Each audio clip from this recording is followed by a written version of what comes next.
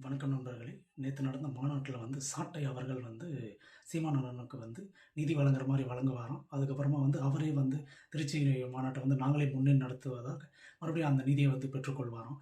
எவ்வளவோ திரள் நிதி வாங்கியிருக்கீங்க. இது சும்மா அடிச்சு விடுவார். உடனே அண்ணன் மைக்ல என்ன சொல்லுவாரு, ஜிஎஸ்டி அ வரி ஏய்ப்பு மாரி தான் குடுக்குற மாரி குடுப்பாங்க. மறுபடியும் அவங்களே எடுத்துப்பாங்க. ஜிஎஸ்டின்னா பல பேருக்கு என்னன்னே தெரியாது. ஆனா தம்பிகள் ஐயோ! அதுக்கு ஒரு கதை ஒண்ணு சொன்னாரு பாருங்க.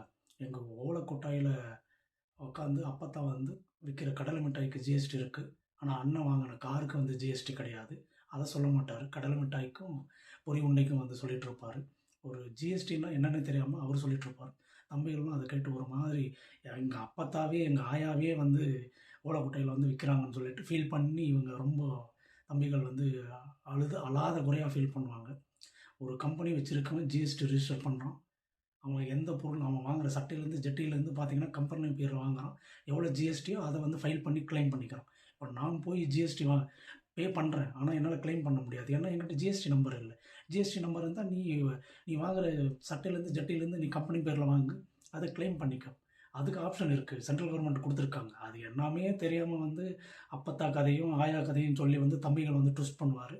ஆனா இருந்தாலும் சோகத்துல தம்பிகள் என்ன பண்ணுவாங்க, ஐயோ! ஜிஎஸ்டி நம்ம காசு ஏதோ எடுத்துக்கிறாங்க அப்படின்னு சொல்லிட்டு நினைச்சு வருத்தப்படுவாங்க.